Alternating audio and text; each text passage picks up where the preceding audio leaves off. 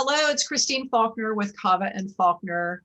I'm an estate and business planning attorney in Elk Grove, and I am starting a new series that I'm really excited about with Kathleen Klug, and Kathleen's going to introduce herself in a minute, but I just want to say that, you might be wondering, why in the heck is an estate planning attorney doing a series on the environment, on health? And so the name of our series is Healthy, Wealthy, and Wise. And I personally feel that it's an important topic to discuss what we're putting in our bodies, what we're putting into the earth. And as a vegan now for almost 2 years, I made that choice both personally to improve my health, but the bigger picture for me was definitely to have a greater impact on the environment and the world. I've got 2 sons that I love dearly, and I want to make sure that the world that they live in is as beautiful as it has been for me. So that's why I wanted to do this series. So tell us about you, Kathleen. Hi, thanks for having me, Christine. I am a health coach and a health educator, and I'm also a clean beauty advocate with Beauty Counter. And I love sharing information for people to get healthy. So thanks for having me. Yeah. So tell us about the Dirty Dozen and Clean 15 and the organization that talks about these things. What are they? Well, I love sharing this. This is it's the EWG, which is the Environmental Working Group, has been putting out this list of Clean 15 and Dirty Dozen. These are fruits and vegetables that they have declared has either the least amount of pesticide residue, which would be the Clean 15, or the most amount of pesticide residue, and that would be the Dirty 15 or Dirty Dozen. And they've been putting this list out every year since 2004. Now, the EWG, Environmental Working Group, their mission is to empower people to live healthier lives in a healthier environment. And so through research and education, they have a lot of resources for us consumers to go to know and to check about the things that we're putting in our body, on our body, from water stuff to filters, etc. So they're a great resource, and we are going to post their website. But one of the things they do is this Clean 15 Dirty Dozen. And it's a really nice kind of little list to have every year, because we don't know when we're talking about helping the environment and also helping us eat cleaner, we don't always know how to go about it. We go to the market and we get these beautiful fruits and vegetables, and we don't know if they're full of pesticide residue, or they're a great nutritionally dense, wonderful gift. And they're both, and this is what can be confusing. So what the EWG has declared is that they have a list of this, and I'm going to go ahead and just kind of share. So their Dirty Dozen, they rank them. 1 is the dirtiest of everything they test, and it goes down to 12. So the top 12 on this Dirty Dozen is 1, strawberries. Strawberries have ranked on the top as the fruit with the most residue for these pesticides and other things for many years. Spinach is next, and kale is right behind that, and that's kind of just been rising up in the ranks. So it's too bad. Nectarines, apples, grapes are on it. Cherries, peaches, pears, bell peppers and hot peppers, celery, and tomatoes. So here we are coming into this wonderful summer. These are a lot of summer fruits too. So it's good to kind of have your idea about these pesticides as you go into the summer fruits, the pears and the apples and the nectarines and such. But that's a list that's just really important to kind of keep in mind with some of those. And those have the most residue. The other side of that is the Clean 15, And these are the fruits and vegetables that have been tested that show the least amount of residue. And those would include avocados, sweet corn, pineapple, onions, broccoli, cabbage, and so on. And there's a list, and you can get the list from their website. But it's good to know. And those are the ones that you can buy pretty confidently, conventionally grown. And that's nice to have because, first of all, you may not have access to them organically, and they're going to cost more organically. So you don't have to buy everything organic, but organic is an important label we have. And the EWG Dirty Dozen Clean 15 helps us kind of organize those purchases to get the best and the cleanest. So is there any difference between what does organic mean? Just, generically, what does a consumer understand that to mean when they're buying organic? Yeah, organic, the certified organic, okay, certified organic and just saying organic is different, but certified organic, and this is the USDA, they cannot be grown with synthetic fertilizers or pesticides, and they cannot be grown with sewage sludge, which are biosolids, and that is a very common practice for fertilizer. But they can't do that in organic fields. They also cannot be genetically engineered. So although you can get a non-GMO product, it doesn't necessarily mean it's not organic or organic. But if you get it organic, it definitely means it's a non-GMO. Got it. That falls under organic. When you're talking about animals, they have to eat the organic animal products. They have to eat organic feed and such like that. They can't be, they can't have administered these synthetic hormones and antibiotics, and etc. So that's what organic is. It's really the best label that we have right now. And so is there a certain label that a person should look for in a grocery store?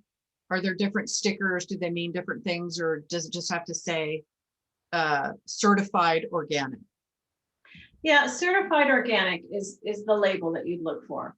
And again, you don't have to buy everything organic. If you really, even if you just can't find some of that Dirty Dozen, if you can just stick with the ones you eat the most, like if you love strawberries and you're going to eat more of those, just get those organic. And maybe if you only eat an apple here and there or whatever, even though it's on the list, don't worry about it. Sometimes we just have to make choices when we can't, we're not going to go for perfect. We're just going to go for a little bit better. And that's how we start changing our habits and with knowledge. So organic.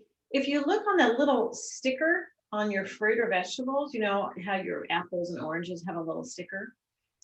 It's a 4-digit sticker, and it's pretty universal, right? Whether it's California or Florida, an apple is going to have the same 4-digit code. But if it has a 9 in front of it, so say it's 4127 for the fruit code, that's universal here. It's going to have a 94127. That's going to be that it's a designation of organic. So that's something also good to know. Oh, yeah, that is good to know. So before COVID, invited, of course, my clients to come into my office. And for years, I served muffins and strawberries. And it dawned on me, years ago, for many reasons, serving strawberries was just probably not the right thing to do unless we were buying organic. And we weren't. And so I stopped doing that because I had always heard that strawberries were the absolute worst fruit. Even though everybody loves strawberries, they are just, you're not doing good things by eating just not organic strawberries. So thank you for sharing that. So tell us a little bit about why eating clean is so important for both, an individual's health as well as, the community health and the environment. Yeah, well, and just staying with the idea of organic, why is it important? First of all, we do know that it does cost more for farmers to grow organically. They have to get certified. That process is, it's a very rigorous process. They have to, take care of the soil for so many years in order to get even certified. And then they have different costs. And so organic food will be more expensive. Again, you don't have to buy everything organic. Just stick with the things you eat most of. But for me personally, this is important to me, and it's more of a lifestyle for me. Like I want to support the organic farmer. I want to support the idea of organic because of this. And I think we do, as we build awareness, we can start making different levels of commitment. But first of all, eating organic reduces chemicals in our environment, right? It reduces chemicals in our water and our soil, so that's a good thing. You're not going to promote GMO foods when you eat organic, because if it's certified organic, it's not a GMO food. I like that idea. You're also not going to have these people that are working in the field be continuously exposed to the chemicals that we know are dangerous, and the way that they are exposed through just time and hours in the field. So I get to be a part of, by choosing organic, kind of reducing that too. Organic food is found to be more nutritionally dense. The fiber and the vitamins and minerals are at a higher level, so it's more nutritious. So we also support good soil health. So those are some of the things that are important. And so when you buy organic, you do support all of those things. So that's why I believe it's important. Thank you. And I just want to say that, I have a lot of cancer in my family. My mom died of breast cancer, but everybody, including cousins that are my contemporaries and younger, have had cancer in my family. And I really firmly believe, and I'm certain that science has proven this, that, among other things, what we're putting in our bodies when we're trying to be healthy, so we're reducing our fat intake and maybe dairy or whatever, and we're trying to eat more fruits and vegetables, that it can be, a really tough choice to know what to do to really do the right healthy thing for you to avoid disease. And having had so much cancer in my family, I think about that every time I open my mouth to feed my body, to feed myself. And so, being willing, at least on those certain fruits and vegetables that you do consume a lot of, to maybe spend a little bit more and make some savings somewhere else, I think would be a really, really great investment for your future health and the future health of your family as well. What do you think about that? Absolutely. Our cancer and our disease is one bite at a time, as they say, or one decision at a time. And that's how we kind of have moved in that direction. And that's the way we move out of that direction. So it's literally one choice at a time. Yeah. Wonderful. Well, thank you so much. That was really educational. I started to write the names down, and I thought, okay, I'm just going to go to the website. So we have created a resource board here. Hopefully it actually works. Yes, it does. So this is how you get in touch with us. Please do feel free to reach out to me to talk about whatever you like. Organics, being a vegan, food, estate planning, legal stuff, you name it. And Kathleen, what would you like people to reach out to talk to you about? I work with people individually, and I work as a health educator at Kaiser, working with people in health, and I work as a clean beauty advocate. Any questions along those lines, I'd love to talk to you. Yeah. And then this is the Environmental Working Group website information. We thought we would share that with you, and go check it out for yourself. See what you think about it. So thank you so much for tuning in to our first edition of Healthy, Wealthy, and Wise. And we will be seeing you again very soon. Thank you.